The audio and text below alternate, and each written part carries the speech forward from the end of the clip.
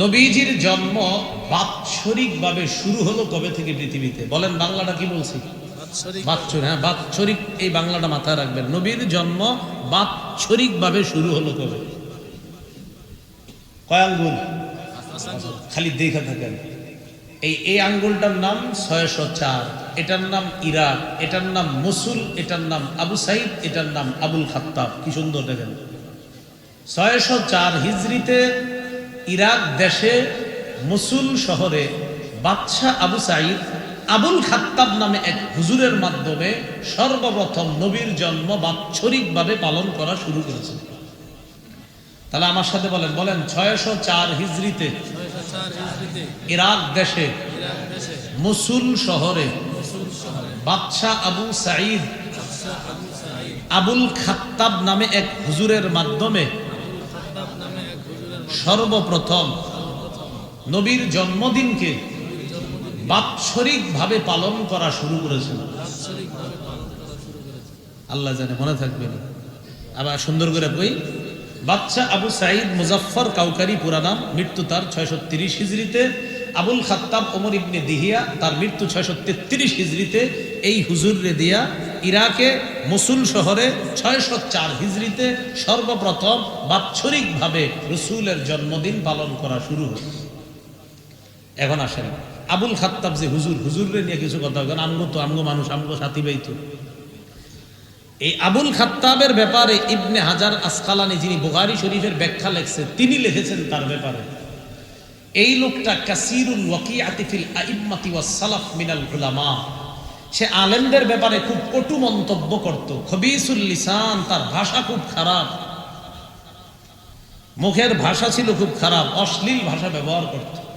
বর্তমান যুগেও আপনারা দেখবেন আহলে হক আলেমদের বিরোধিতা যারা মাইকের সামনে করে, দলিলে না পারলে সর্বশেষ অস্ত্র হিসাবে মুখের ভাষাগুলা গালিগালাজের মাধ্যমে হাজার হাজার মানুষের সামনে উলামাদের নাম নিয়ে তাদেরকে চ্যালেঞ্জ করে। প্রধান অস্ত্র গালি, দেখবেন খুব খারাপ ভাষা ব্যবহার করে। আমাদের আহমদ শফি রহমতুল্লাহ থেকে সহ বড় বড় আলেমদের নাম নিয়ে নিয়ে গালিগালাজ করে। ওই যে এটা পূর্বের ধারা, এই গালি দেওয়াটা। শাদীদুল কিবরি লোকটা প্রচন্ড টাইপের অহংকারী ছিল। মুতাহাবিরান লোকটা ছিল অলস টাইপের, অহংকারী ছিল, আর বুঝাইতো আমি সবচেয়ে খুব বেশি বুঝি। এই লোকটা সর্বপ্রথম 604 হিজরিতে ওই বাদশাহ আবু সাইদ তারে দিয়ে সর্বপ্রথম এই বাৎসরিক জন্মদিনের অনুষ্ঠানটা শুরু করছে। মনে থাকবে নি? আচ্ছা, এরপরে আস্তে আস্তে যদিও বিষয়টা আপনার মিশর সহ আরো অন্যান্য দেশে ছড়িয়ে পড়ছে। 7 নাম্বার আলোচনা, বলেন আমার সাথে, হুজুর এবছর থেকে, বলেন এবছর থেকে ইনশাআল্লাহ নবীর জন্মদিনে সেই আমল করব যে আমল নবী করেছেন। করবেন নি? না, আপনারা তো করেন না। আপনারও কথা হলো নবী যেটা করছে এটা করবেন না, উনি যেটা করছে এটা করবেন। আরে নবী যেটা করছে এটা করার সওয়াব আছে কিনা? তো নবীরটা না করে আপনি খালি করবেন কি ওই আমি উনি উমকে যেটা বানাইছে এটা কেন? তাহলে নবীর জন্মদিনে নবী যা করছে করবেন তো ইনশাআল্লাহ। এই নিয়তে আমি হাদিস বলতেছি, তাহলে আমল করবেন তো হাদিস শুনুন। মুসলিম শরীফের 1162 নম্বর হাদিস। আমাদের মাদ্রাসার পাঠ্যপুস্তক অনুসারে মোট হাদিস সংখ্যা হবে 3033টা। যারা পকেটে মোবাইল রাখছেন, হাদিসের অ্যাপস আছে, ওইটাতে মোট হাদিস আছে মুসলিম শরীফে 7453টা। দেখে নেন, এটাই আছে। তবে এটা না, আমাদের মাদ্রাসার যে নাম্বারিংটা এটা আন্তর্জাতিক। তো বেশি হইল কেন? বেশি হয়েছে এই কারণে ইমাম মুসলিম 5 হাদিস একসাথে একই রকমের 5 হাদিস 6 হাদিস আপনার বর্ণনা করলে আমাদের মাদ্রাসার পাঠ্যপুস্তকে ওই 5টা 6টারে একটা ধরছে, একই রকম 5টারে একটা ধরছে। আর যারা অ্যাপস বানাইছে আপনার মোবাইলে, ওরা আবার কি করছে, ওই 5টারে 5টা ধরছে, তাই নাম্বারিংটা বেড়ে গেছে। হ্যাঁ, মুসলিম শরীফ ছাড়া আর যতগুলা নাম্বার বলতেছি, বুখারী, আবু দাউদ, ওইগুলা সব মিলে যাবে, শুধু মুসলিমটা মিলবে না। মুসলিমটা আন্তর্জাতিক হলো 3033টা মোট হাদিস। আর পকেটে যারা মোবাইল চালান, এখানে আছে 7453টা, বুখারীতে আছে 7563টা। দেখেন, এই হাদিস অনুযায়ী রাসূলুল্লাহ সাল্লাল্লাহু আলাইহি সাল্লামকে প্রশ্ন করা হলো, সুইলা রাসূলুল্লাহ সাল্লাল্লাহু আলাইহি ওয়াসাল্লাম আন সাওমিহি। আল্লাহ রসুলকে প্রশ্ন করা হলো নফল রোজা সম্পর্কে, নফল রোজা। ফাগাদিবা রাসূলুল্লাহ সাল্লাল্লাহু আলাইহি ওয়াসাল্লাম, নবী রাগ করছে। নফল রোজা জিজ্ঞাসা করছে, একটু রাগ করছে, মানে বেশি প্রশ্ন করাটা রসুল একটু অপছন্দ করছে। فقال عمر رضينا بالله ربا وبالإسلام دينا وبمحمد رسولا وببيعتنا بيعتا।